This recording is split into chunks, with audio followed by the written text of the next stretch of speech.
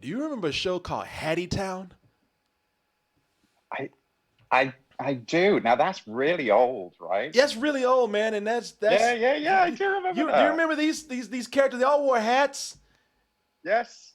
and they walked around the Oh my town goodness. Yeah, I do remember that. It's and like who greenlit that? Like,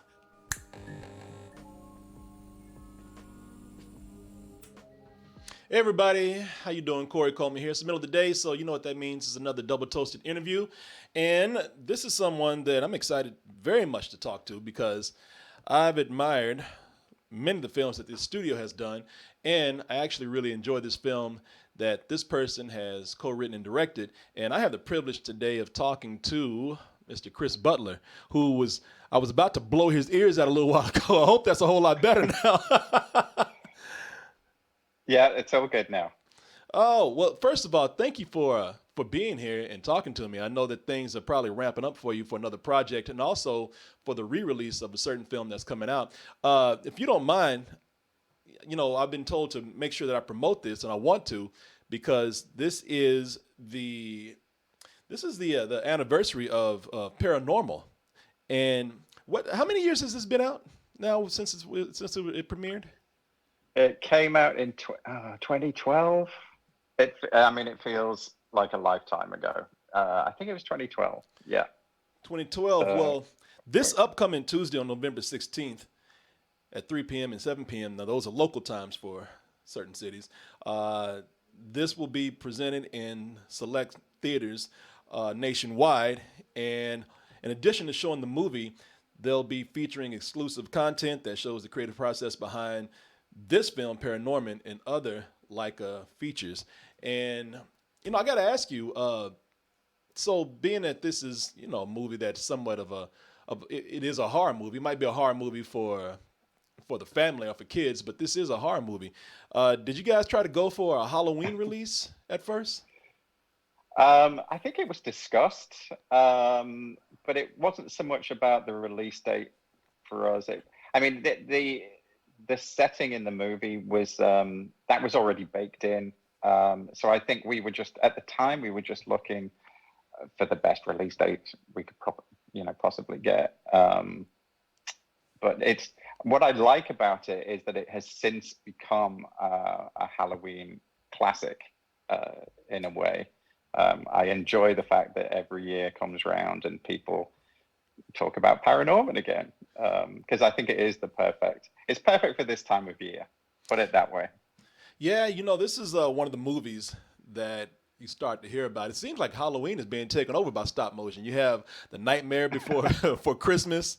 Then you have this movie that is being rediscovered and discovered for the first time by a lot of kids out there and a lot of people in general. Um, I just want to switch the discussion to you for a moment and about your career. And I say you used to be, I mean, I guess you might still be, but you were a storyboard artist. You did storyboards for Leica projects, of course. This is Caroline. But also, you did storyboarding for The Corpse Bride, and also, if I have this correct here, you did it for other shows such as Mr. Bean, the animated show, which Yes. which y'all hear you laughing there. There's a little bit of it right there, which is a 2D animated show, and Yeah. I'm glad this is bringing you so much joy too, watching Mr. Bean Well, again. because it's a blast from the past. That was a long time ago. And you said, the 2D thing. Well, when I first got into the industry, it really was 2D. That was the majority of the work that you got. When I first left college, oh, those many years ago, the industry wasn't in the same state that it is now. There was no streaming. There was very little CG. The CG had just started to come onto the scene. So I came into an industry in which there weren't many movies getting made. And if they were more likely to be 2D. And really, the only animated movies worth speaking of at that time were the Disney movies. And so it's changed a lot since then. And I think I started out in 2D, but I was won over by the charms of stop motion through seeing things like The Nightmare Before Christmas and all those Christmas classics like the Rankin Bass classics. So, I was going to get to that because, you can obviously draw. And I think reading up on you that the way that you were, your whole big plan for getting into animation was to learn how to draw very well and to make, the best portfolio that you could of all your work. Uh, Yeah. so, what made you transition? I mean, was it watching things like Rankin Bass and other stop motion things that made you want to get into it? What was the transition for you into stop motion? Okay. So, yes, I've been drawing since I was 2 years old. In fact, there is a family legend that suggests I was born with a pencil in my hand. That's what my nana used to say. Um, so it was always about drawing. When I was a kid, I used to watch Disney movies whenever I could because they used to only come around on the cinemas back then, and it was every 7 years, I think, or something like that. A classic would get re-released, so I'd hungrily await whatever the next classic was to be released. So it was in my head to always do 2D, and I worked on a bunch of commercials. I worked on a TV shows. This was when I lived in London, and then I got word of a new Tim Burton stop motion project happening, Corpse Bride, and that was going to be happening in London. And the opportunity to work on something like that, potentially, a classic in the vein of Nightmare Before Christmas, that was too much of an opportunity. I loved his movies. I just thought it was going to be a really unique movie. And it turned out to be a really good experience because there wasn't a lot of that kind of stuff happening. And so they built that crew up from scratch. And a lot of the people that I worked with on that movie, it was their first movie as well. And now some of these people are like the leading animators, the leading designers, the leading editors in the industry. So there was a lot of raw creative talent at that time. But I think for me, what really caused this stop motion epiphany was that as a storyboard artist, you're always trying to visualize the shot, the scene, and usually, if it's a 2D movie, all you've got for reference is images maybe pinned up on your board or on your screen, but that's really where you find your inspiration when you're drawing a shot. There's really nothing else that exists. When I started working on Corpse Bride, if I was stuck, if I couldn't really think of the best shot to do, I could actually wander down onto the set and imagine myself as the camera and position myself in there. And it really blew my mind as a filmmaker. It really started to get, the gears turning. And I think the limitations of stop motion were also important because you couldn't just put the camera anywhere. The camera had to fit in the set. So it really started to make me think about, why was I putting the camera here? What was this shot trying to say? And it really started me thinking a lot more. And I started to get hungrier and hungrier to do that kind of stuff. But being able to wander around like a puppet workshop when they're building characters, it's so inspirational. You can get so much enjoyment from seeing these real objects.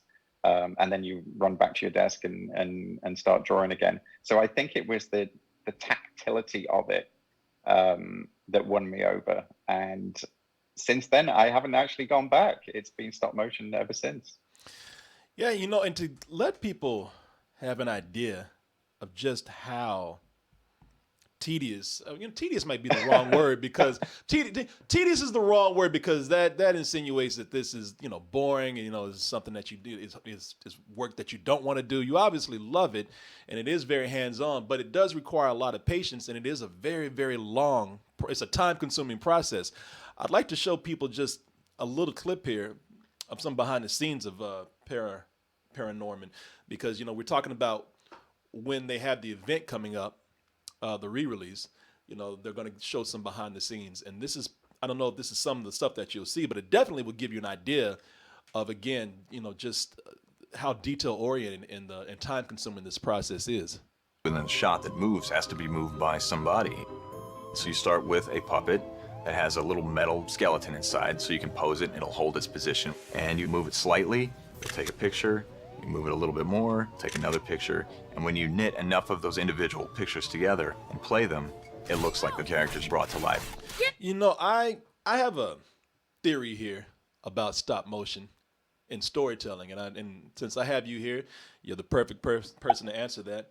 I've noticed that with stop motion movies, now we don't get too many of them, first of all, but I think that with stop motion movies, you know, including the movies that you've worked on, things like like the Wes Anderson movies that are out there, you know, the Tim Burton and what he does. Is it just me, or are these stories riskier and deeper, sometimes more personal, more story oriented?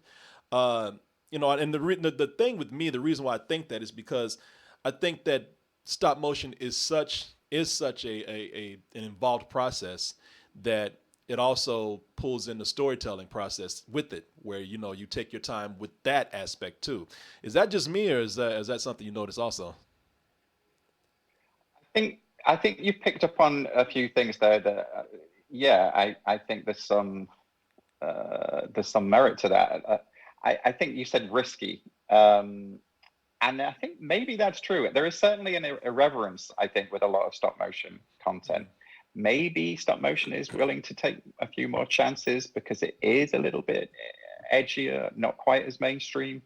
It could be, I think a lot of the people that are drawn to stop motion, they're drawn to the macabre, for example. I mean, if you look at the history of stop motion, it's always had this macabre element to it. And I think it's partly because we're literally bringing inanimate objects to life.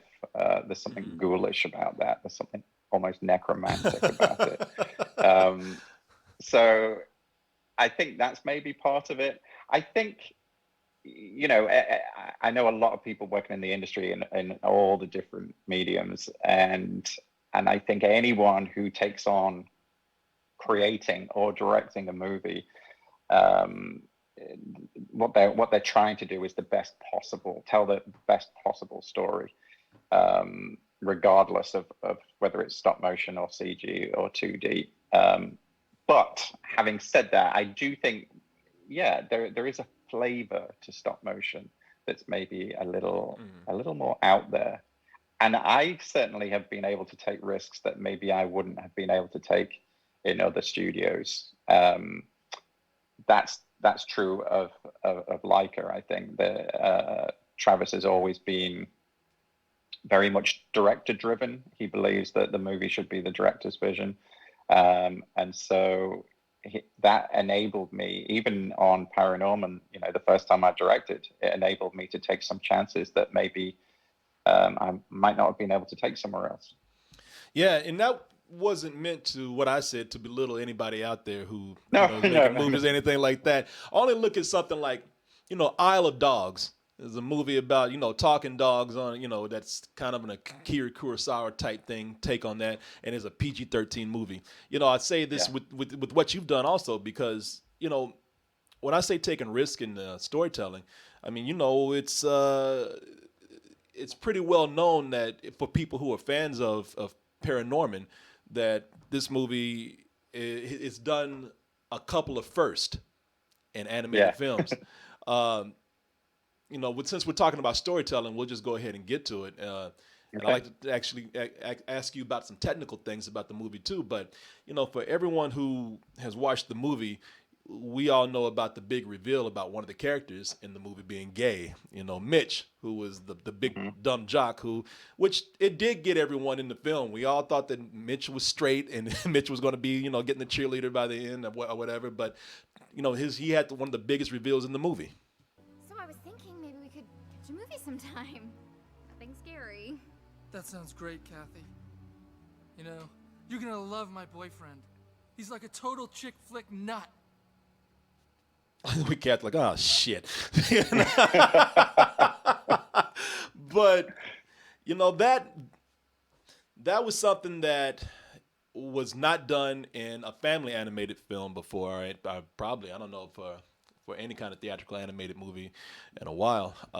And when you were writing this, or when the team was writing this, and the movie was being prepared, first of all, did you get more criticism, less criticism, or did you get just about the amount of criticism you thought you'd get for making this move? Um, the criticism didn't really affect me. In fact, certainly with the making of it, it was never called into question. It was well, first of all, let me say that it wasn't just, and anyone who's seen the movie, I hope will understand this. The Mitch's reveal was not just about making a gag of it. It wasn't just supposed to be a shock tactic. And it certainly wasn't just virtue signaling, because the whole movie is about not judging a book by its cover. That's true of the witch in the story. It's true of Norman, of course. He spends the whole movie being judged by people. And I wanted to make the audience complicit in that. I wanted to manipulate the audience so that they thought they knew who everyone was. And so that includes the big jock character. He's essentially the Fred from Scooby-Doo, the cheerleader. You think you know these characters, but you don't. That was the purpose of that. So it was always, I think, vital to the storytelling to keep that in. And at no point did anyone tell me to take that out, which I'm very pleased about. I think with the release, I did hear a few murmurings about people who were shocked by it, but too bad. That's the world. I think it's probably one of my proudest moments at the studio that we got nominated for a GLAAD award that year because of that, and that's the Gay and Lesbian Alliance Against Defamation. Mm-hmm. And I think it was the first time that an animated movie had ever been nominated. We didn't win, but just to be nominated, I'm very proud of that. Yeah, and let me just say right now, because I don't think I've told you this yet, because we jumped right into it, because I didn't, we started out with a little bit of technical problems, but I'm a huge fan of Laika Studios. Maybe I like the movies on different, varying degrees, but I have to say that I think they're one of the most innovative animation studios out there. Like I'm extremely happy and honored to be talking to you right now. I think you guys do amazing work. Thank you. I remember when the Nightmare Before Christmas was released, and I grew up loving stop motion. Let me just tell you, I'm a 50-year-old man, and I watch Gumby every week. I love, and I love stop motion and claymation. So it was incredible to see something come out and kind of counter the belief that CG animation had made stop motion obsolete. So to see a whole studio dedicated to that and thriving is pretty wonderful. But speaking of going to the technical side of things here, so we were talking about how Laika Studios, well, in particular, ParaNorman is a movie that did some firsts. We talked about the gay character. You're also, if I'm correct, the first movie to use 3D printed, colored printed objects. I believe that those were for the faces of the characters. So, and this was a few years ago. Have you guys incorporated 3D printing more into the process now? Yeah, for sure. Every time we make a movie, we take what we've learned from the previous one and try and push it further. And the technology is always improving too. So, you mentioned the color printers. On Coraline, they had printed faces, but they were black and white. They could only be printed in black and white. So there was an entire team of people who had to hand paint those faces for every frame. And what that ultimately means is that in order for the process to be doable, the paint job has to be simplified. Coraline had, I think, 13 freckles. I could be wrong. It could be 11. But they had to create little bumps on the printed faces so that the painter knew exactly where the freckle had to sit, so that the freckles are always in the right place from frame to frame. Otherwise, it would be boiling all over the place. Then you come to ParaNorman, the character of Neil has thousands of freckles. And that's because we could incorporate a very complex paint job into the printing process. So these faces come out already painted. They're painted as they're printed. And that means you can't really see his freckles there, I don't think, but he is covered in them.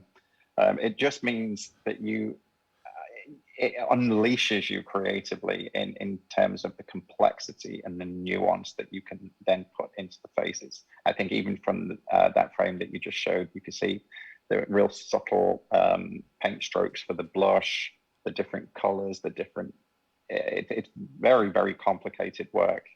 And it just adds another level to the movie. And that's what we continue to do every time we say, okay, well, what did we do last time, and what can we do better this time? What can we learn from what we've done before?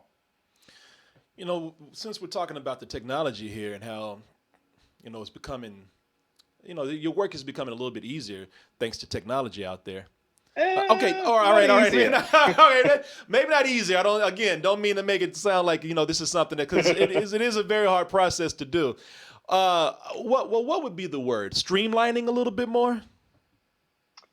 I'd say that there's more avenues are opened. How about that? Okay.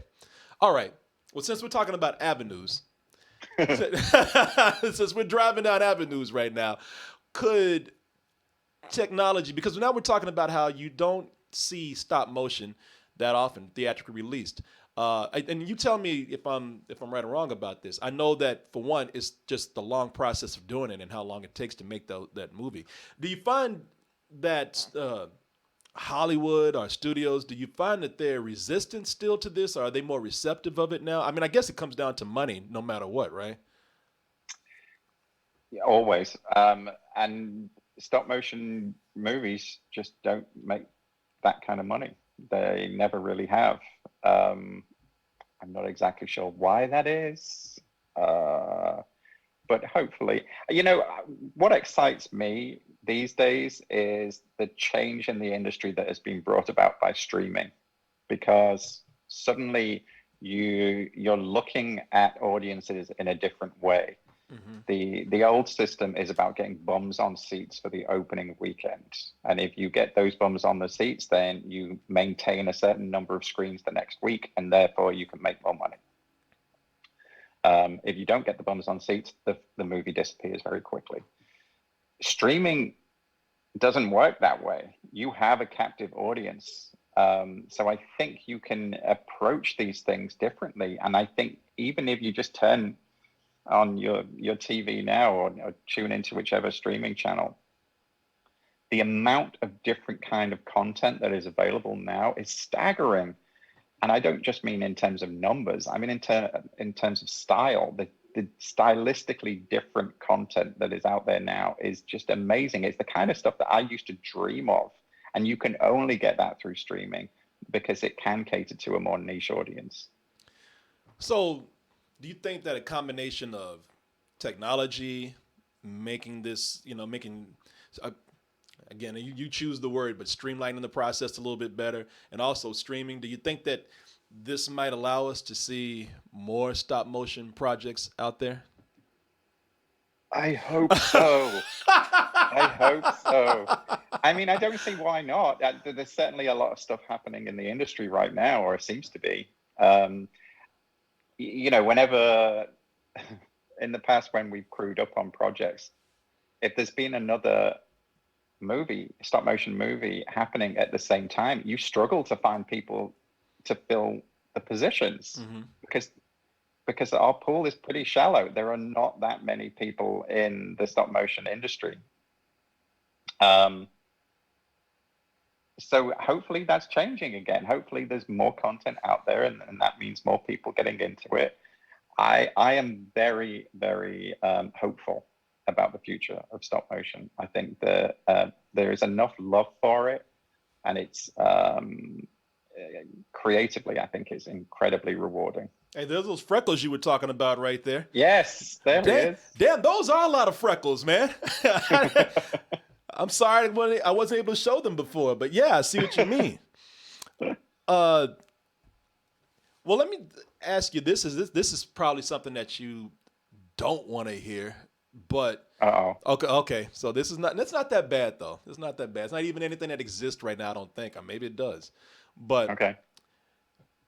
are there attempts to make CG or computer animation look more like stop motion? Because some people see stop motion as just an aesthetic or just another style, not as a process.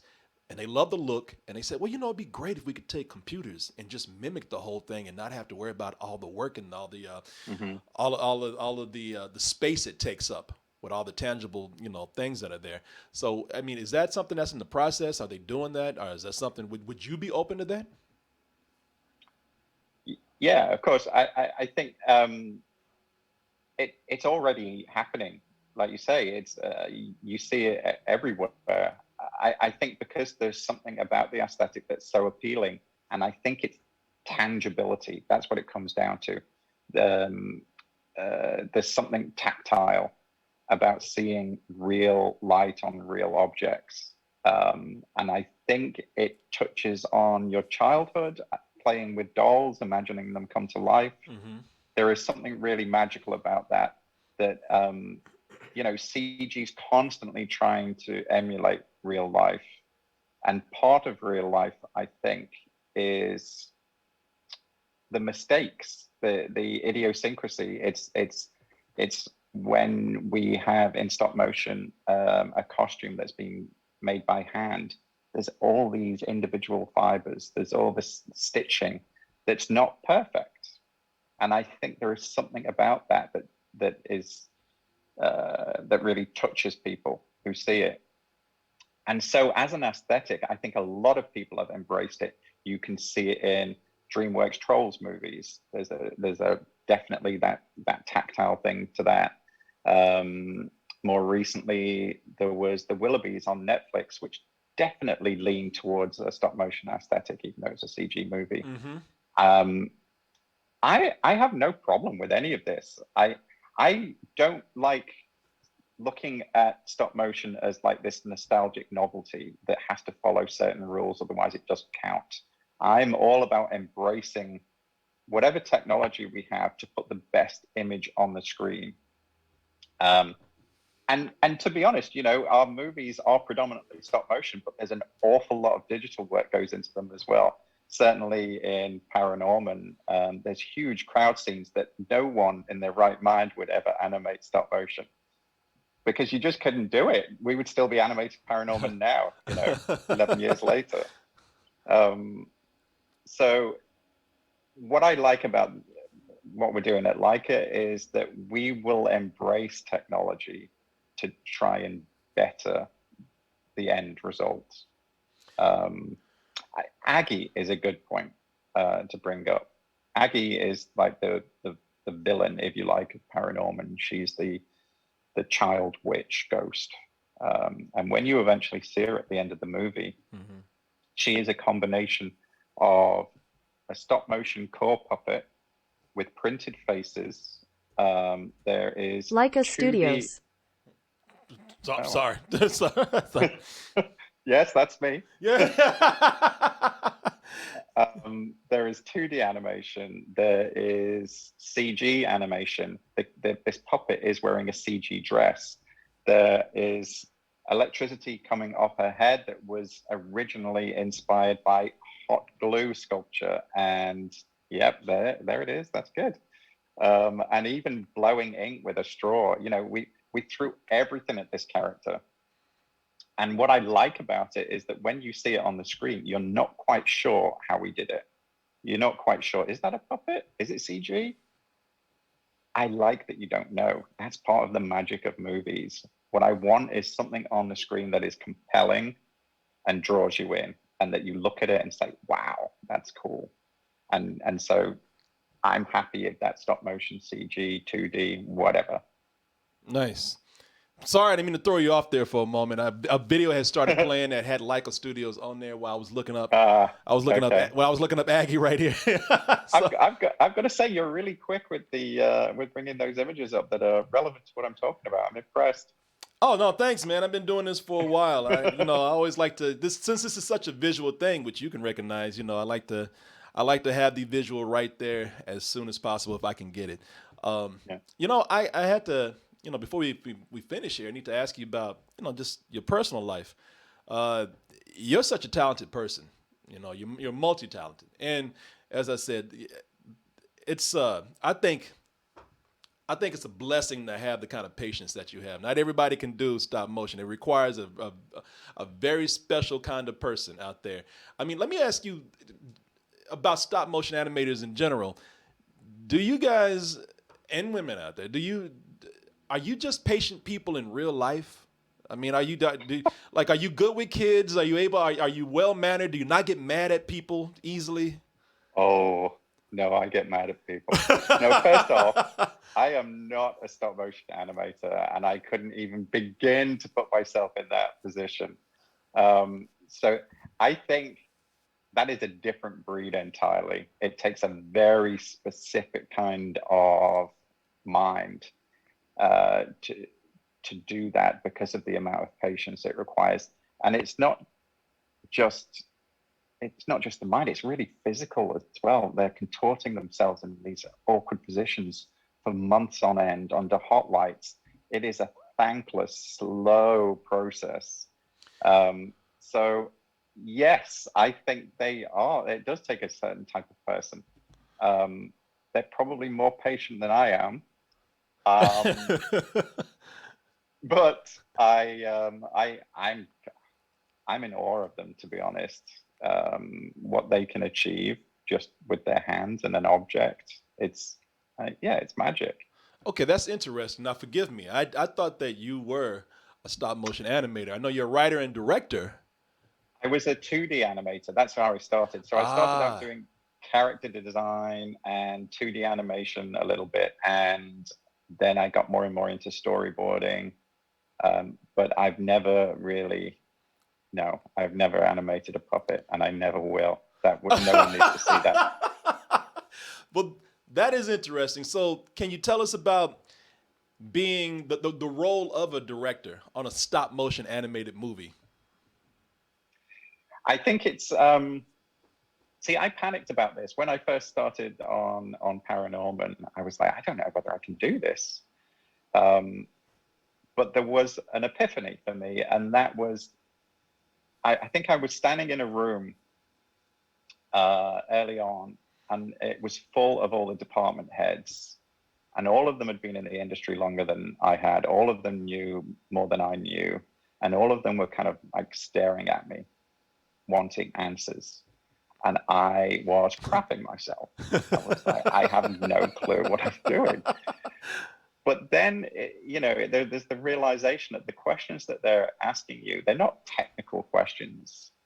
What they want is an insight into your head. They want to know what you want to see on the screen. And that's where it falls into place for me as a director. You just need a vision and be able to explain that vision to the crew that you're working with. You don't need to know a DP's job better than the DP. You don't need to be an art director. You have people who are incredibly good at that. All you need to do is sell them the story that's in your head, and then guide them as they bring their skills and expertise to it. So you get to pretty much just tell people what to do. Which is a good position, you bring the vision, and that's an incredible thing. I mean, of course, there's a lot of admiration on all parts, but it must be really cool to sit back and say, hey, you know what? I have this idea, and I get to watch people bring it to life. That's a cool position to be in. Yeah, it's wonderful. My last thing that I want to talk to you about is, of course, and I was saying this earlier, I want to get to the personal side of yourself here. And with somebody as talented and as visionary as you are, what were some of your influences coming up? You know, as far as we'll narrow it down as far as films go. Okay, so Hitchcock, probably number one. Hitchcock nut. Growing up, I loved Disney. I mean, that was my first insight into the world of animation, and you know, this being able to watch these new worlds that have refined color and shape and line, that blew my mind. So that was a big part of my childhood. You said earlier about being a stop motion fan. When I was a kid, England has this great tradition of stop motion, actually, especially for kids shows. And there was a ton of them that I watched when I was growing up. And I never really thought that I would get into it, but it's amazing how much those shows stuck with me. There was a company called Cosgrove Hall that used to do these TV shows in England.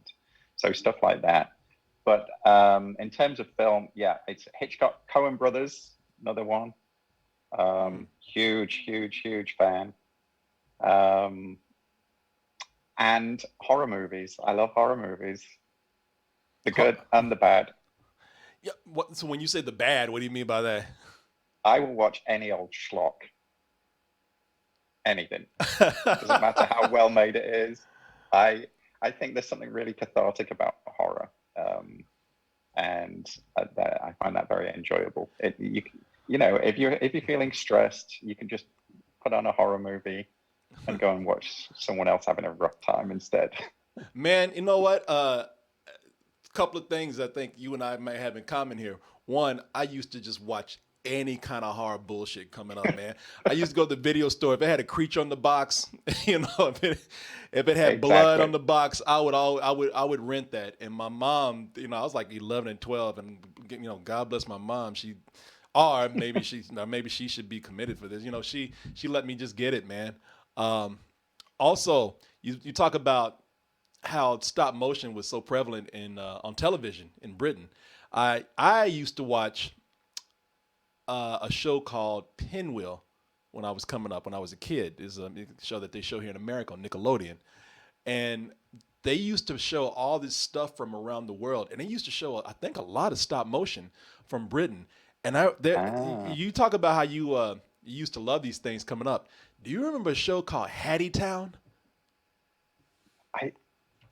I do. Now that's really old, right? That's really old, man. And that's yeah. I do remember that. Do you remember these characters? They all wore hats.